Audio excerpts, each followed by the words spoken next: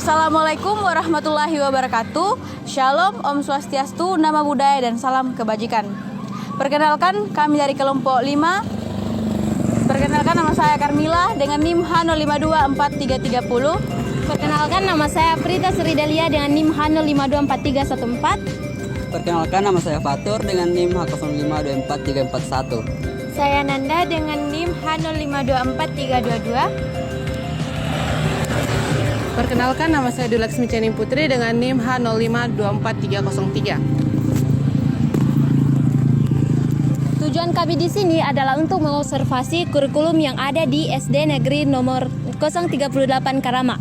Oke, baik, langsung saja tanpa berlama-lama, Ibu Guru dan teman-teman menyaksikan kegiatan observasi kami.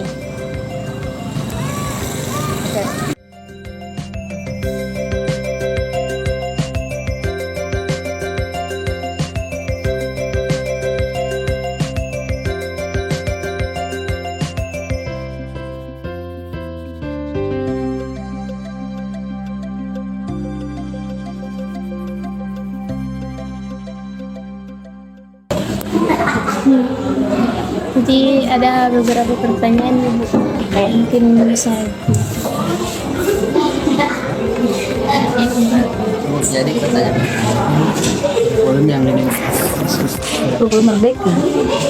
terus program belajarnya bukan sekarang kayak ada program pelajaran sosial sama ada program belajaran Profil belajar sekarang saya masih belajar profil Pancasila. Masih Ya, belum diganti. belum diperlukan kan karena belum berinvestasi jadi untuk saat ini masih Kalau profil pelajar Pancasilanya digunakan semua? Yang enak? Hah? Yang enak? Iya, tergantung dari mata pelajarannya. Karena biasa ada yang cuma 5 saja, ada yang 4 kilo.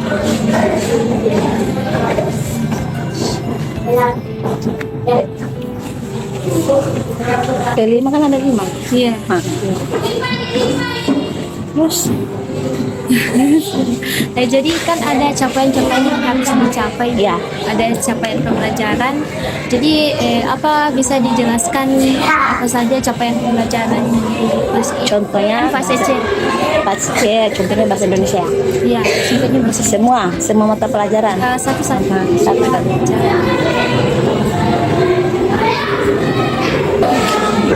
Oke. Contohnya pada pelajaran itu ada pencapaian pembelajarannya pada akhir fase peserta didik dapat menunjukkan pemahaman dan inklusi bilangan pada matikan ya.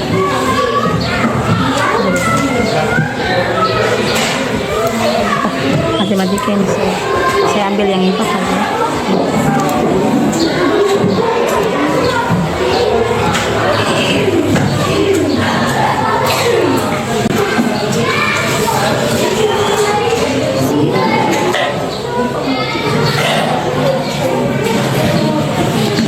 Saya ambil pas capaian pembelajarannya pada fase peserta didik diperkenalkan dengan sistem perangkat unsur saling terhubung satu sama lain dengan berjalan dengan aturan-aturan tertentu untuk menjalankan fungsi tertentu khususnya yang berkaitan dengan bagaimana alam dan kehidupan sosial saling berkaitan dalam kondisi kebinekaan. Peserta didik melakukan suatu tindakan, mengambil suatu keputusan atau menyelesaikan permasalahan yang berkaitan dengan kehidupan sehari-hari berdasarkan pemahamannya terhadap materi yang dipelajari. Contohnya ya, pada pelajaran IPAS, pada pelajaran IPAS tentang cahaya.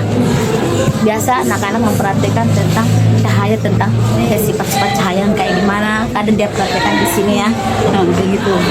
Dan kehidupan sehari-hari anak-anak, bagaimana sifat cahaya, sifat-sifatnya bagaimana. Jadi kan ini capaian pembelajaran Ibu diturunkan menjadi alur tujuan pembelajaran. Iya. Nah, bagaimana Ibu menurunkan tujuan pembelajarannya ini? Alur tujuan pembelajaran.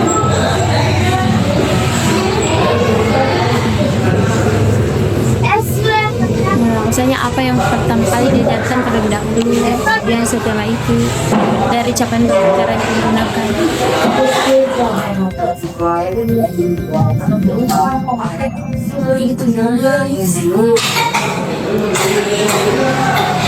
Ada.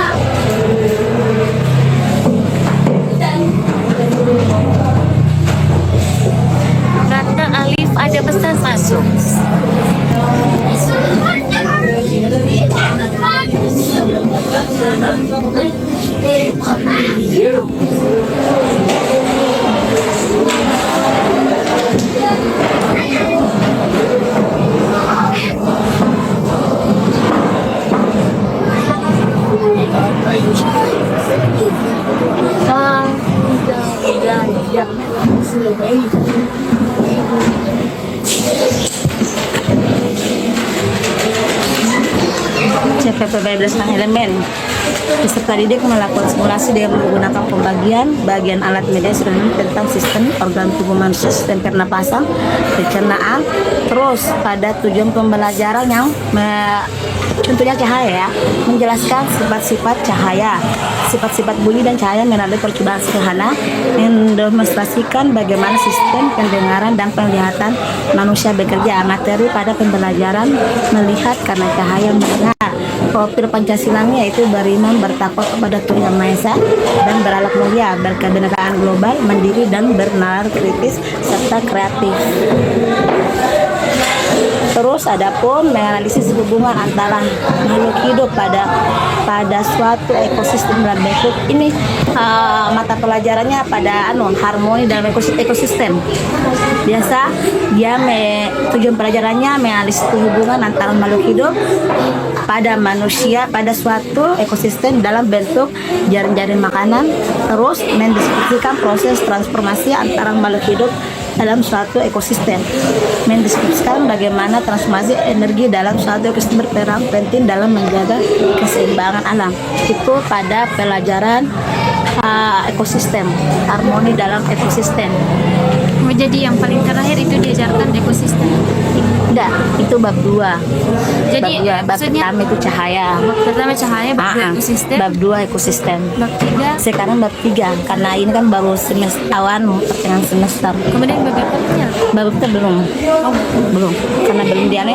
Bab 4, bab 3 ini yang dipelajari sekarang anak magnet listrik dan teknologi untuk kehidupan, untuk pelajaran IPAS.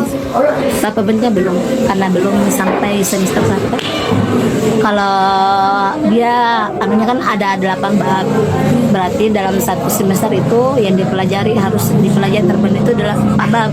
Bab 1, bab 2, bab 3, dan bab 4. Jadi belum ditentukan ibu bab IPA-nya mau dipelajari. Iya, sudah ada dalam bab 4. Tapi belum sampai ke situ ya. Sekarang masih bab 3. Kalau bab 4 nanti kita akan pelajari tentang ayo berkenalan dengan bumi kita. Bab Yaitu- 5-nya Bab 5-nya bagaimana kita hidup dan bertumbuh. Terus bab 6-nya Indonesia kaya raya. Bab 7 daerah kebanggaanku, dan bab 8 bumiku sayang dan bumiku malang. Nah, kan sudah dijelaskan bagaimana awal tujuan pembelajarannya, bagaimana kemudian pembagian tujuan pembelajarannya ibu. Maksudnya Kan biasanya kalau setelah kita bikin tujuan pembelajaran, setelah itu baru menentukan apa tujuan pembelajarannya. Nah setelah itu biasanya kan katanya dulu kelas 5 dan 6 itu duduk bersama, kemudian yang dari capaian pembelajarannya tadi dibagi yang mana tujuan pembelajaran di kelas 5, yang mana untuk kelas 6 itu dari capaian pembelajarannya tadi. Ratna Alif ada pesan Tadi masuk. capaian pembelajarannya untuk fase C. Nah, mana yang kemudian diajarkan di kelas 5, mana yang kemudian diajarkan di kelas 6.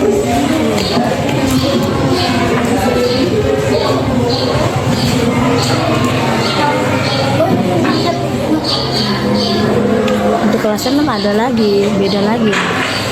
Capaian pembelajaran Ya tergantung dari itu pelajarannya masing-masing.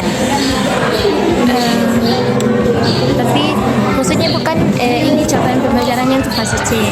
Nah biasanya kan di dalamnya itu ada sudah dirangkum bu yang kelas 5 dan kelas 6. Maksudnya kayak dari yang dosen jelaskan itu biasanya katanya guru kelas 5 dan kelas 6 itu duduk bersama, kemudian menentukan mana tujuan pembelajaran yang kira-kira cocok untuk kelas 5 dan mana yang cocok untuk kelas 6 ibu. tergantung mungkin mata pelajarannya, mungkin capaian pelajarannya sama, tapi itu kan beda-beda kan modul ajarnya, maksudnya beda-beda bukunya, otomatis modul ajarnya beda-beda juga, tujuan pembelajarannya beda-beda juga. Jadi capaiannya kelas 5 dan kelas 6 Sama, di sini mungkin sama ya, capaian belajarannya sama, tapi tujuan pelajarannya kan beda. Maksudnya kan bukunya beda, nggak mungkin sama bukunya toh. Kelas 5, nggak mungkin dia pelajari cahaya, di sini dia pelajari cahaya. Ya, tidak kan? Capaian belajarnya sama, tapi tujuan pembelajarannya beda-beda semua, tergantung dari buku masing-masing. Jadi kalau tentukan itu tujuan pembelajarannya tidak sama bukunya kelas 5 dan kelas Beda, karena beda-beda buku. Capaiannya memang sama, tapi buku-bukunya kan beda.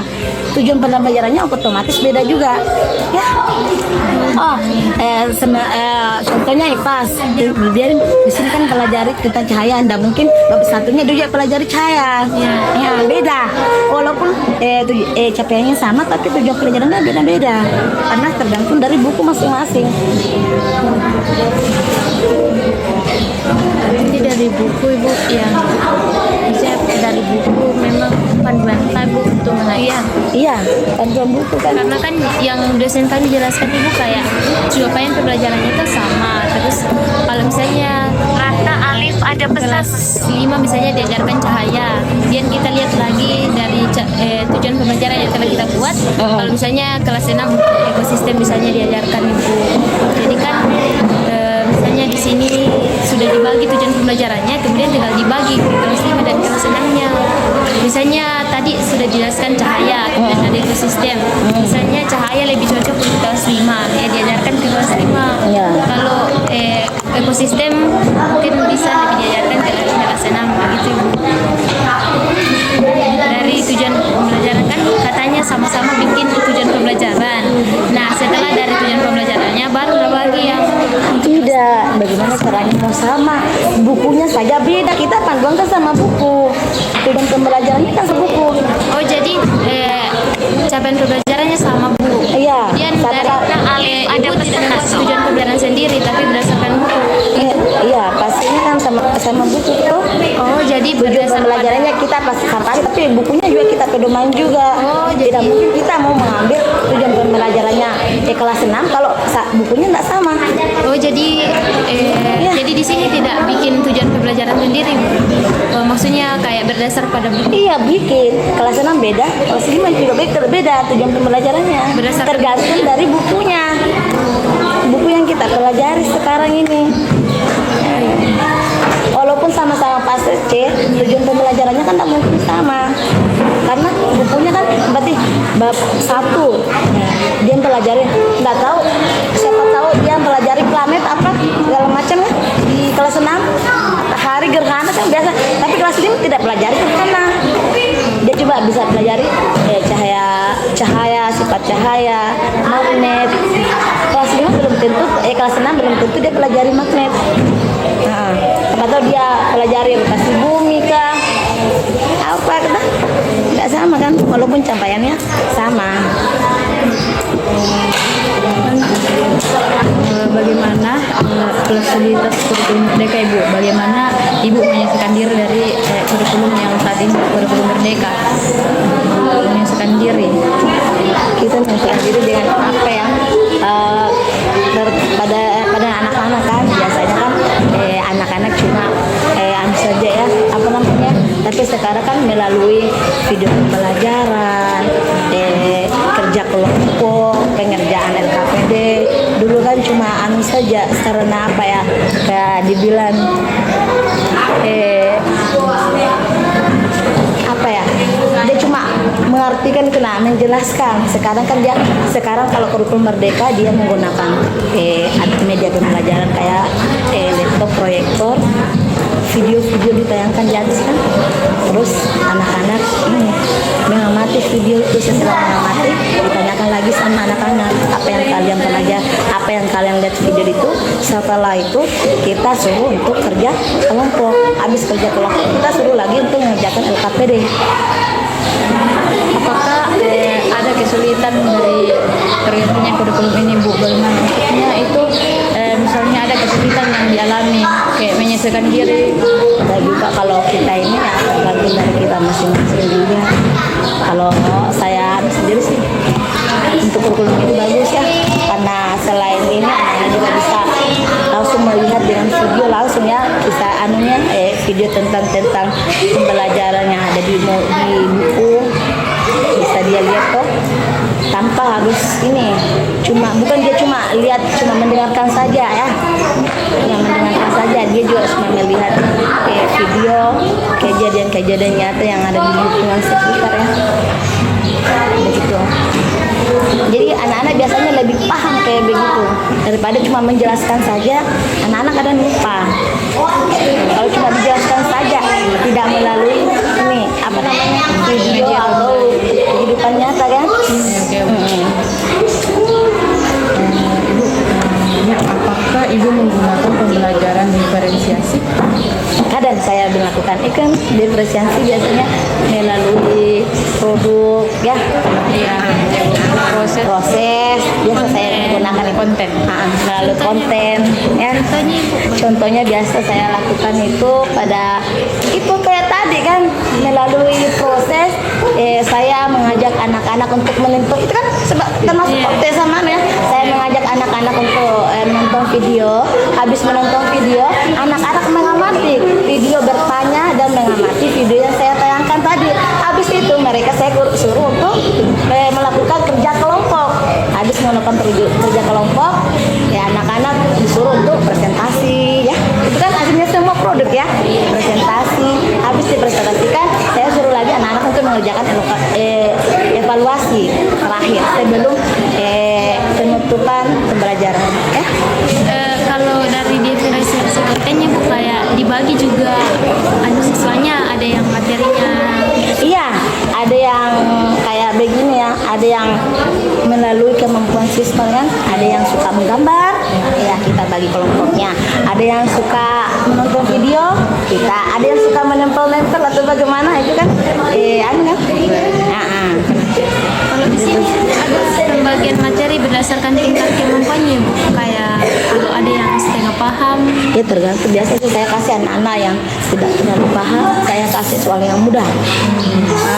Kalau yang sudah ini saya biasa kasih soal yang agak-agak sulit ya, karena semua anak tidak mempunyai kemampuan yang sama. Ada yang lambat loading ya, kadang lambat loading, kadang di sini Bu saya sudah paham, sebelah lagi saya belum, bagaimana tadi kan bahasa di sini kan pakai bahasa Mandarin. Dapat mengerti kok ini nafsu cara anak, dapat mengerti kok. Yang satu mengerti apa? Ada yang cepat tangkap, ada yang kurang ini, jadi tidak sama. Biasanya pelajarannya saya ini biasa kalau yang ini saya kasih 5 atau 3 nomor, yang ini saya kasih 8.